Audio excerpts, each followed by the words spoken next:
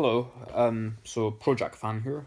Um, Today I want to show you my 23andMe DNA results, which came in last night. So basically, okay, I'm going to give everyone, pause the video now, and put down in the comments what ethnicity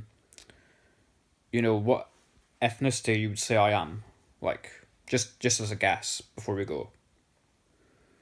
So, okay, right, let's get started. Right, so here, all right, let's start with Ancestry and Traits. An overview. So yeah, so blue circle. Traits. So we'll start with view composition. Right, where am I from? Yeah, I'm 100% Daniel. 100% European. 100% Northwestern European, and 100% British and Irish. Right, so European,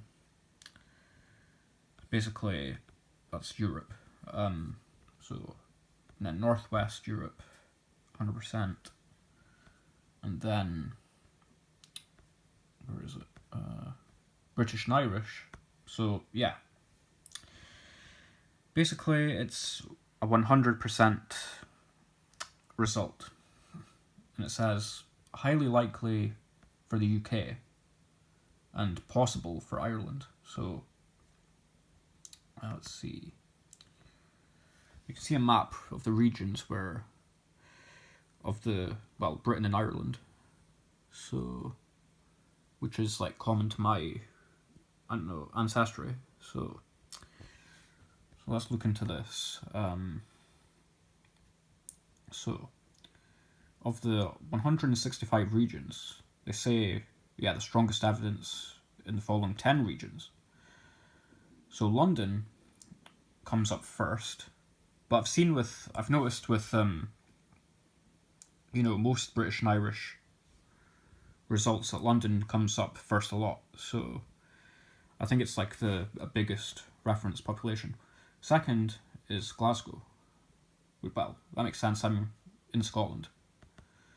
But what's more interesting is I'm from Aberdeenshire, and that's fifth, and that would be there, that big area up there. And yeah, Belfast 7, Aberdeen City 8, Edinburgh, Lancashire. Yeah. So yeah. Yeah, makes sense.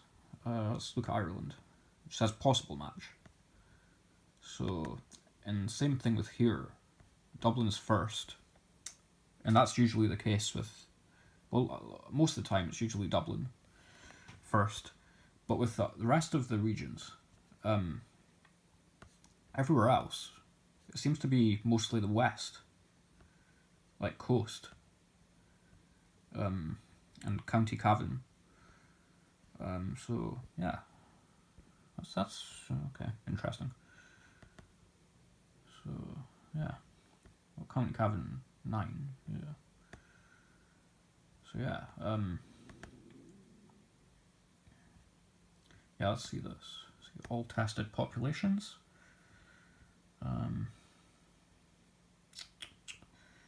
Right. I think we go down. So yeah, so there's a lot of locations in the world they could have they test for, and it found out that I'm purely from these islands right here of all the world, because most people get like a mix of areas, but with me, Europeans 100%, British and Irish 100%. Yeah, nothing else. 0, 0, 0, 0.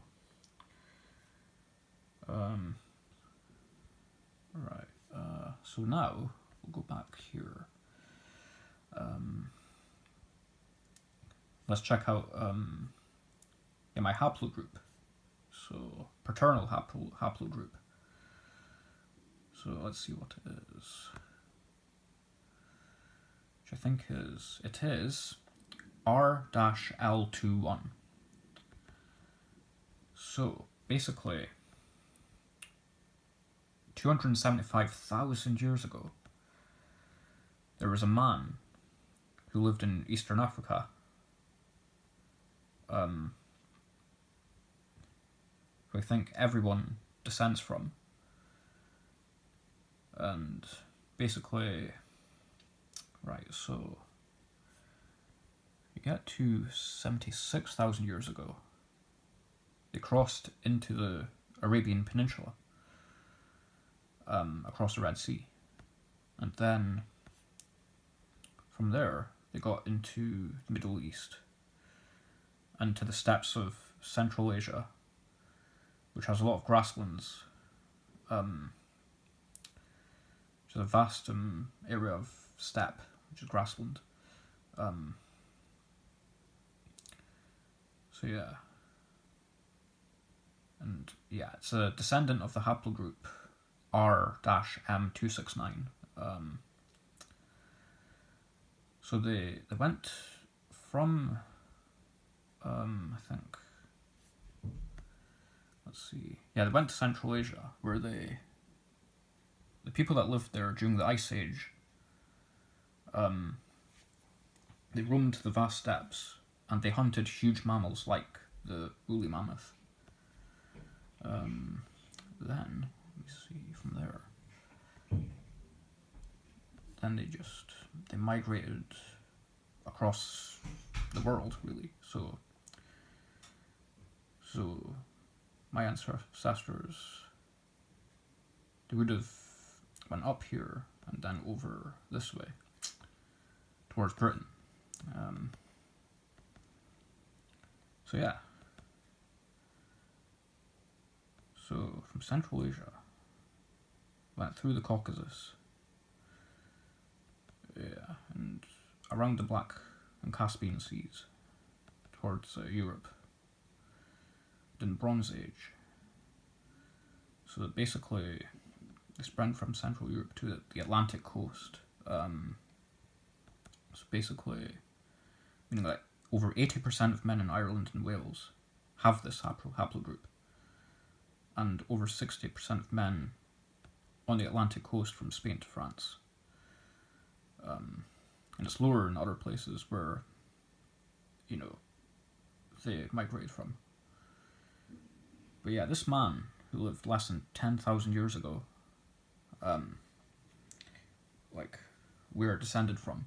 So let's have a look at haplogroup R-L21. Right, so it likely belongs to the insular Celts. Could be found in that area, basically. Irish, Scottish, Welsh, Bretons, yeah. Insular Celts migrated to Western Europe during the Bronze Age, as the 23andMe said. Populate, the British Isles, northwest France, and northern Spain. Let's see. Mostly found among the inhabitants of the British Isles, but also Brittany, northern France, northern Portugal, Galicia, and Asturias, northwest Spain. So I think the R stands for Rathlin, which is an island. Yeah, probably it. Let's see, go back.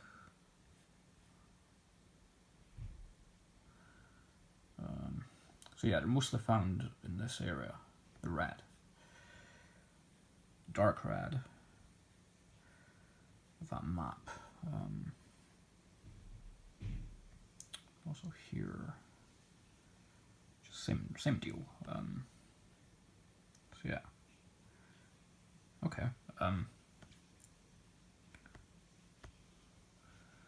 Right. So my paternal haplogroup probably can see it up there. But yeah, I don't know much about this one. It's T2A1B. And obviously, so that's 180,000 years ago. A woman who lived in Eastern Africa was only one of the thousands of women alive at the time. So basically, and then it traces back, T2A traces back to women who lived 17 years ago in the Middle East. Spread over, yep, East Africa. So yeah, it's pretty, yeah, I was pretty surprised about this one. Yeah, found in Iberia, France, and Norway. It's rare outside of the Middle East. So T2A, yeah. So yeah, that was pretty surprising.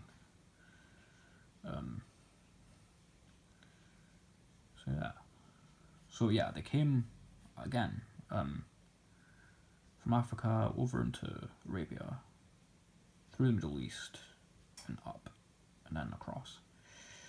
Yeah. Okay, so. Dun, dun, dun. Yes. Right. Now let's see Neanderthal DNA. So I have more Neanderthal DNA than 35% of other customers that use this service. And there were humans in prehistoric times who interbred with modern humans until they disappeared. And they found 230 variants in my DNA that traced back to Neanderthals, which is less than 2%. So I've got 2 variants associated with being less likely to have a fear of heights, which is kind of true. 1 variant associated with being less likely to prefer, less likely to prefer salty foods. Which, no, that's not true. And yeah, I think that's blush easily. Okay, that's probably true. And I do sweat easily. Let's see, what else is there? So we can look at traits. See how true they are. Here we go. So physical features. Back hair. Well, I don't have back hair, so that's accurate. Bald spot. Don't have a bald spot. Do not have nope, don't have dimples. Actually, I think I do have a cleft chin. Maybe just a slightly. Like, I think there does seem to be a dent. Dandruff. Well, I shower every day, so I don't really notice. Yeah, earlobe. Yeah, definitely detached.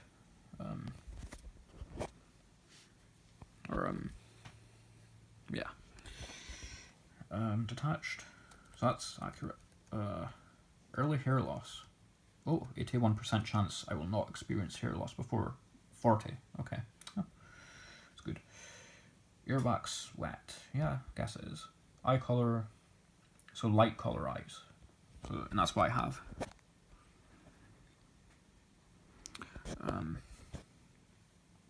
Yeah, so that's accurate. What else? Finger length ratio. So my ring finger's longer than the index, which, yes, it is. Freckles, don't have freckles. And that's correct. I don't know what photo bleaching, no. Don't know what that is. Slightly wavy hair. Yes, I think it is. And dark blonde hair and light brown hair, which, it's kind of accurate. Yeah. So that was quite surprising. And I guess I probably did have not much hair. I don't really know about that. But fair skin, yeah. Yes. Fair skin, moderately fair. Well, yeah, red hair. I don't have any genes, so that's not surprising. Toe length, longer second toe. Let's see. I don't know if I'm trying to analyse that. I think maybe we're about the same length. No, I don't think you need bra.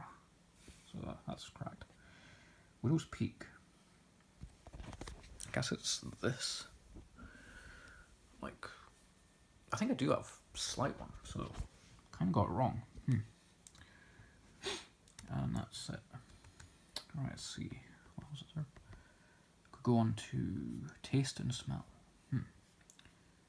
Asparagus odor detection. Right, let's see. Asparagus. So I can smell asparagus. Okay. Okay. I don't know. Bitter taste. Let's see. A bitter warning. Your genetics make you unlikely to detect certain bitter tastes. Is that a good thing? Or broccoli. I like Brussels sprouts. I think I used to hate Brussels sprouts. Not anymore. I don't even know what cilantro is. But no, this one was interesting. This ice cream flavour. So, and I do prefer vanilla over chocolate ice cream. Definitely. I mean, honestly, chocolate ice cream, to me, I don't know, it doesn't taste like chocolate. Yeah. And this was also interesting. Scientific. Sweet versus salty. Okay. It's right here. Well, so you've got chocolate and ice cream. Well, I like chocolate, not chocolate ice cream. So you've got fries and a pretzel.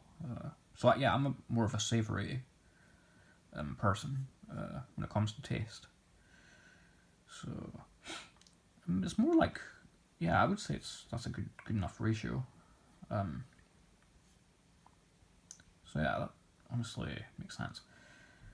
Variance at 43 places. Yeah, okay. Yeah, I want to see, where's the thing that gives you, the DNA thingy? Forgotten where that is. Ancestry Traits. Because it gives you like a, kind of like a thing. Let's see. Yeah, here we go. Ancestry timeline. Well, since it came back as, 100% British and Irish, yes, it's just, that's all there is. Yeah. Yeah, well, I am 100% British and Irish. So, okay. That's not really hard to grasp. You've got DNA painting. Chromosomes. So it's basically all the chromosomes that are here. And because I'm 100% European, British and Irish, it's all blue. It's all that colour. Yeah, just all that colour. A confidence level. Right, so that's being speculative, but make it conservative. It's, yeah, even at a conservative kind of level, it still says 99.8% British and Irish, and 0.2% they couldn't really, find, or they couldn't just work out, Y chromosome. So if you go back to here, or go to 60%, and it's 100. 70, 100, 80, 99.9. So you see how, where that comes from. Like, that's my chromosomes. So British chromosomes. X, Y. Yeah. Okay. I think that's all there is. 20 minutes. Yeah. Well, 100%er. And that's all there is. So, yeah, I hope you found this interesting. And I've done a MyHeritage test as well. So I might show that off at some point. So, until next time, guys, see you later.